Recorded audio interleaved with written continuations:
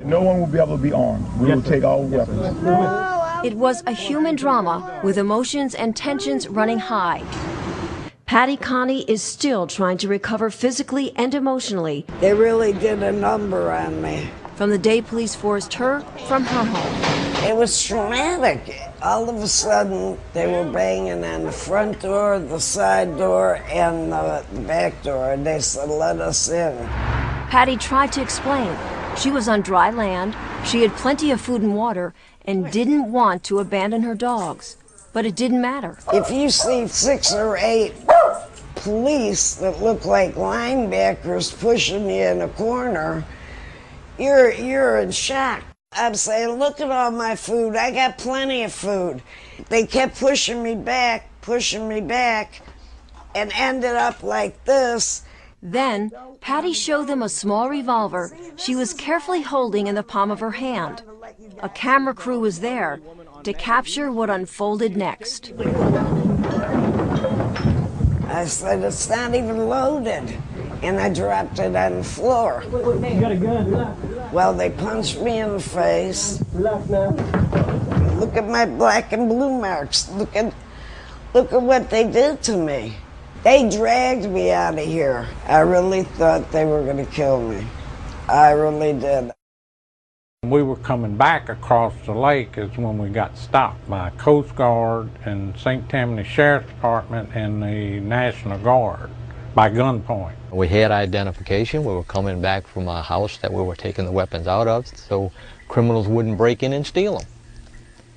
And we've had policemen tell us that that's what they wanted us to do, but not the sheriff in St. Tammany.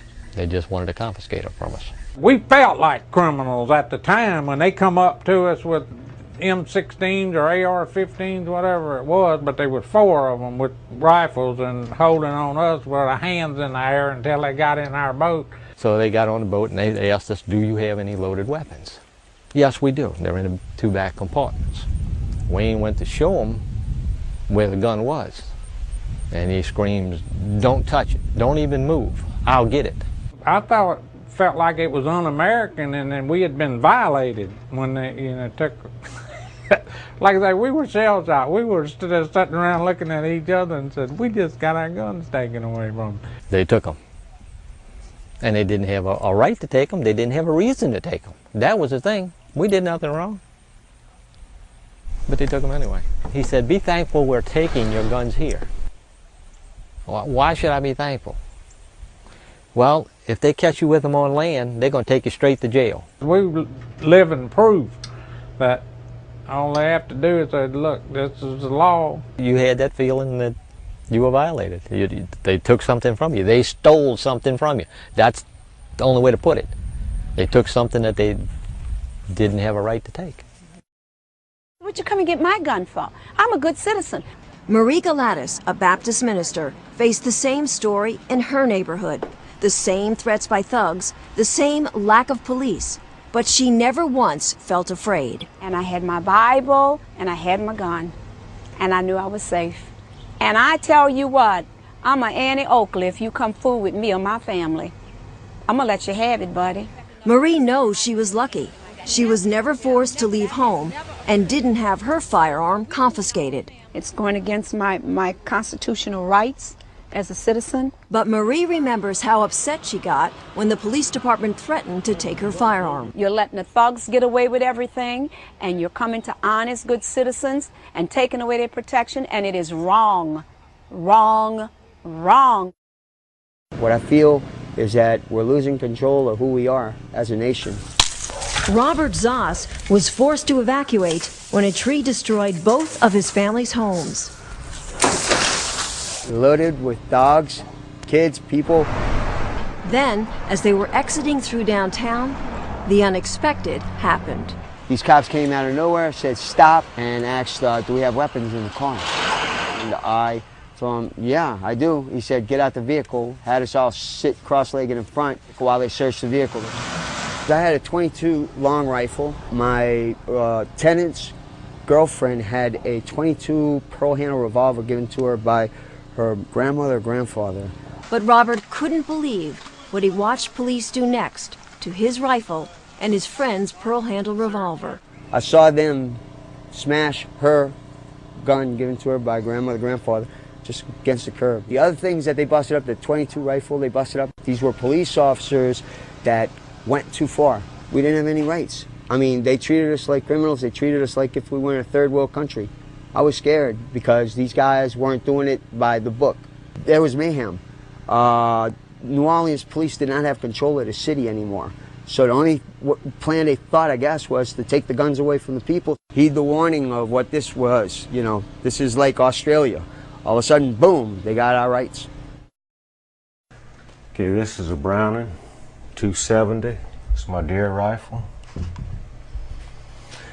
And this is a Savage 7mm 08. This belongs to my grandson. And this was the two rifles that they confiscated. We left about 6 o'clock in the morning. We started across Lake Pontchartrain. As we came out under the drawbridge, a St. Tammany Parish sheriff's boat run up with their lights flashing, told us to pull over. So we pulled over, and they pulled in about 20 foot from us, and they had 5 guys in the boat, and they had assault weapons, and they pointed them at us and asked if we had any weapons on board. I told them yes, we had 2 weapons. They said, get at the back of the boat with your hands in the air. We're coming aboard to search. They got the guns. They opened the case and looked at them. I was standing at the back of the boat with my hands in the air. Automatic rifles pointed at you. I mean, you don't have any choice. I mean, they didn't just have them pointed from their hip. They had them up at their shoulder pointed, you know. I mean, they weren't playing. They asked where we were going. Told them we were contractors for Pala Interstate. We were going to New Orleans to find a route to come in with a barge. So they said, okay, we're seizing these weapons. So I said, I want a receipt for my guns. They said, no, we're not giving receipts. Said if we give receipts, we'd be out here all day writing receipts for all the weapons we've confiscated. It made me angry when they told me to go get a lawyer if I wanted my guns back. That's when I really got angry. They didn't care what your rights were. They were going to deny them. It's not America as we've known it before. It's changing.